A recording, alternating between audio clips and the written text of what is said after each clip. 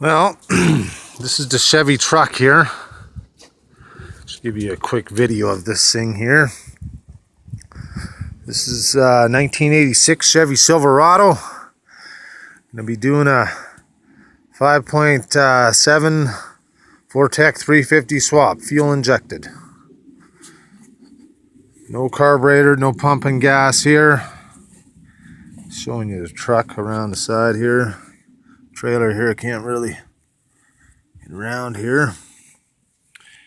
Yeah, it's got a bit of rust on it. You definitely need some box sides on it. Can't really see here. That's about it.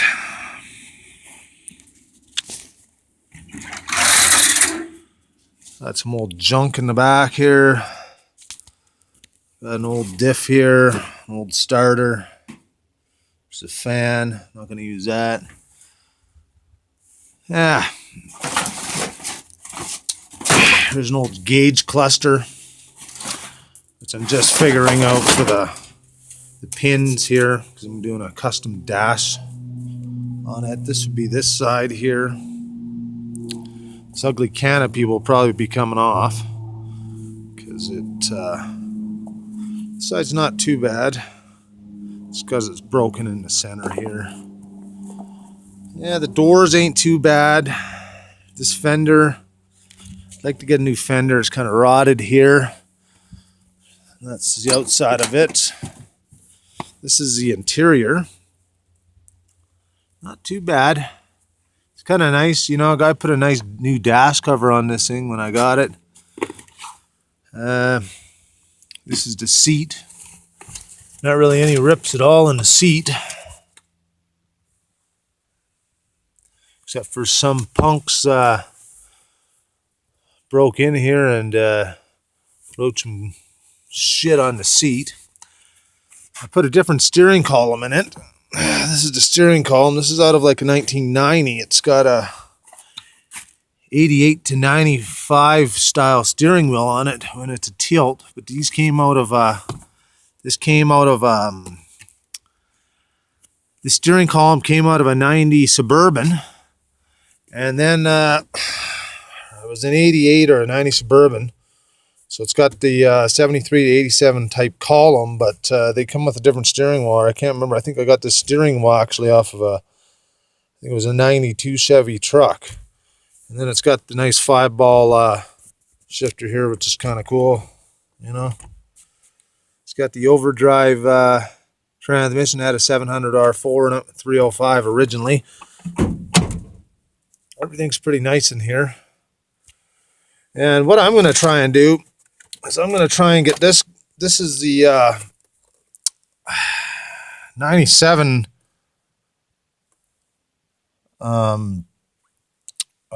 cluster. I am going to try and mount in here. I am going to take this dash all apart because I want the pin out here, because I'm using that connector with the entire wire harness from the 97. I'm using that wire harness in here, except for the only thing I'm using in here for the wiring would be for the lights and the signals and the heater and the wipers. Everything else is going to be hooked into here because I want the tachometer, I want the oil pressure, all the gauges from this cluster here, because this is way more accurate. The needle on here is 100%. It's hooked into the computer. This here, I don't have to buy an adapter. Plus, these things are bouncy. They're not very accurate. And I want everything that it's just plugged in. That's it. Anyways, I'll show you the engine. This is a far view from the truck. Not bad. Project and work. Yeah. And this is the engine right here. As you can see, I'll take this cover off of here. I spent hours and hours cleaning this engine all up and all the stuff and the engine bay, because the other engine was as you can see, the original engine was a 305 there, all carbureted, smog piece of shit engine. And yeah, I dropped in this vortec 350 here. It just sits nicely in here. The water pump I had gotten, this came out of, I think it was, I don't think it was a Cadillac Escalade, but this water pump had a better fan. I think it was out of, I don't know, some type of luxury model. The other ones just had the steel fan, but this one here has got the more fins on it, so that's nice. Bolts right onto the engine. The only problem I had was the exhaust manifold on this side is really close to the frame. I mean, you got like ½ inch, if that, clearance to the frame there. Now, I'm temporarily doing this. I have a pair of headers, but I don't want to get into my EGR here. I like the thing to be running with the engine light off, because everything runs good on this engine. For now, I'm going to put the headers on and maybe do an EGR delete down the road. But I'm going to have to make a custom exhaust because the Y pipe does not bolt up in here. But this is all the hosing. Basically, you know, this hose will go here, right? Basically, I got two hoses here. This one will be blocked off.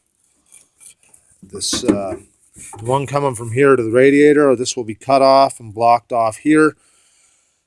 This one will be going to this hose here, and this one will be going to this hose here. Anyways, that's about it for that, but still lots of modifications. Basically, the wiring's not going to be that hard to do. I figured it out. I mean, these 3 wires here, this is from a phone camera, but this bulkhead wiring, from what I've gathered from other videos and blogs and information I've read, everybody's got LS shit. Not one video on YouTube has a video of anybody doing this swap. Everybody's got an LS in there. So this is for guys who want to know how to do this 5.7 Vortec, which is a really good engine, to do this swap. This is what I'm doing.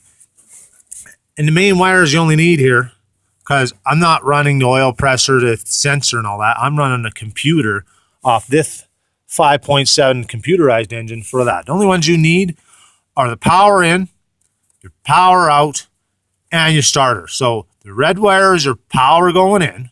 It goes from your battery. This one here, this pink wire, is the power coming out when you turn the key on. That would go to your distributor cap. I don't have a distributor here that's going to be running that power. So that would go to the power. That go right to the computer. And then there's this purple wire, which is a starter wire. So basically and then you need your grounds and blah, blah, blah, and you need your wire alternator, all that stuff hooked up. So basically it's just these 3 wires to get this engine really fired up. I will show you another thing for the computer. Actually, I do have half the computer wiring here in the shed. I will show you that. So those 3 wires, which you see there, I will walk in here.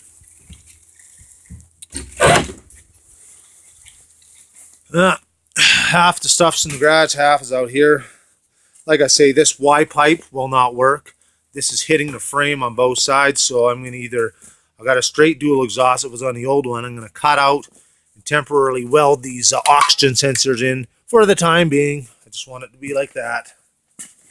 As you can see, I got the computers. I actually have 4 computers. I got 2 here. I got the one that I want because I have 2 rear axles. One's 342, one's 373 I'm going to be putting in here because this has a 308. And the computer, one is matched for 373, one is matched for a 342 gears. And I believe this is the 342 because it's got the green paint on it. I remember this. And this one's the 373 computer. So I'll debate which rear axle I'll be swapping into there, and then I'll be bolting one of these computers in there. That way everything's matched up. And this is the wiring for under the hood.